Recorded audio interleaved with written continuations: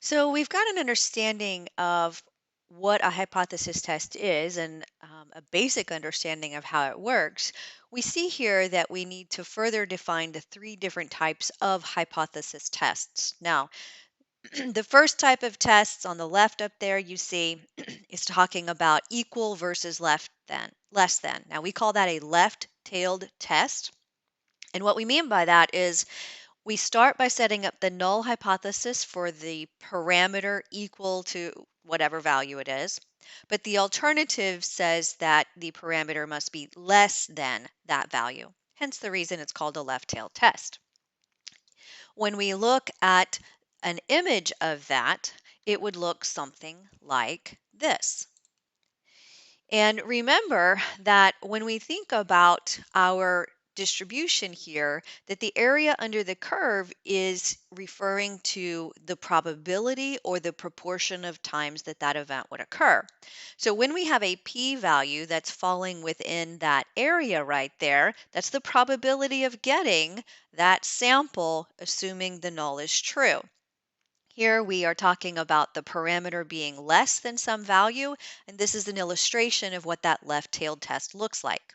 Moving on to our two-tailed test, you've got your parameter equal to the value for the null, but then the alternative is slightly different. Here we're talking about the parameter not being equal to that. So it's not equal.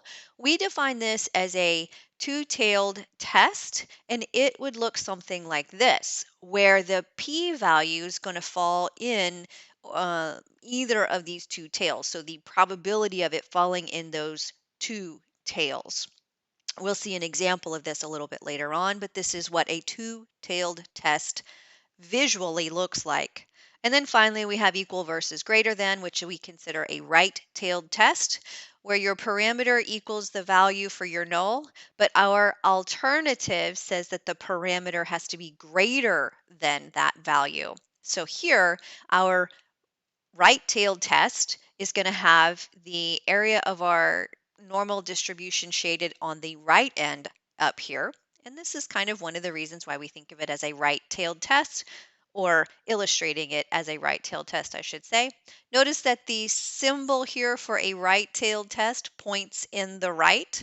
The symbol over here for the left-tailed test points in the left. Kind of one way to help you remember them.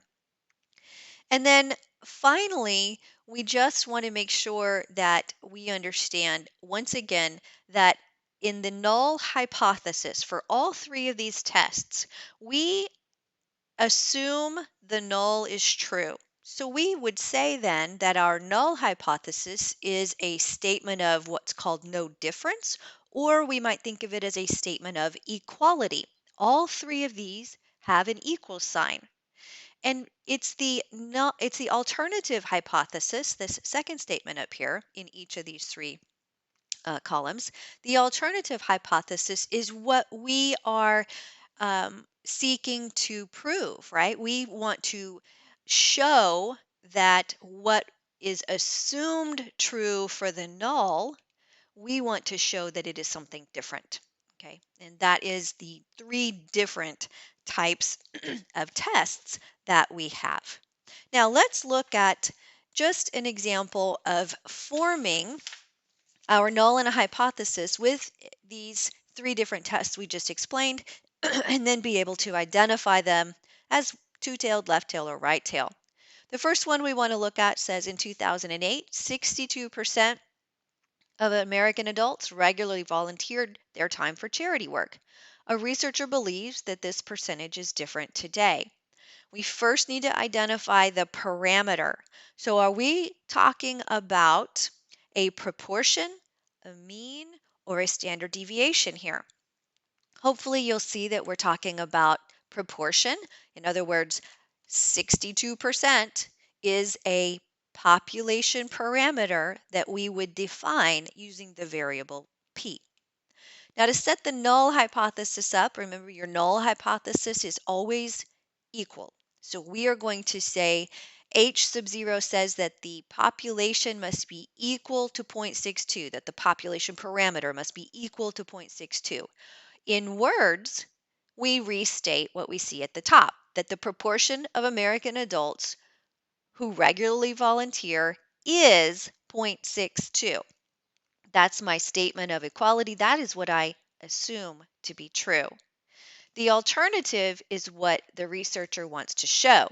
The researcher believes that the percentage is different today. So we would say H sub A says that P must not be equal to 0.62, or in words, that the proportion of American adults who regularly volunteer is not 0.62.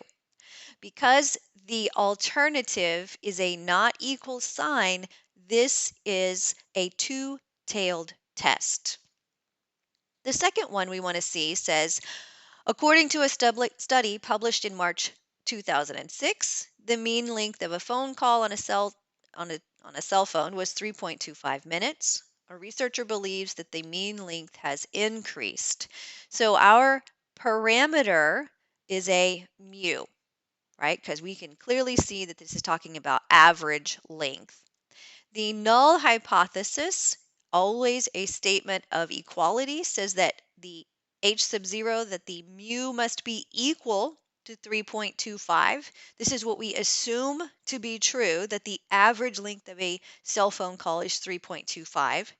And the alternative is what we want to show, that the researcher believes it has increased. So H sub A says that mu must be greater than 3.25, or the mean length of a cell phone call is more than 3.25 minutes. Because we are looking at a greater than symbol, and because it's pointing to the right, this would be considered a right-tailed test. And finally, using an old manufacturing process, the standard deviation of the amount of wine put in a bottle was 0.23 ounces. With new equipment, quality control believes that the standard deviation has decreased. This is the first time we're actually seeing a parameter other than P or mu. We're actually talking about standard deviation of the population, which we define as sigma. So that's the parameter we're going to be looking at. The null hypothesis, again, what we assume to be true is that it's equal to 0.23.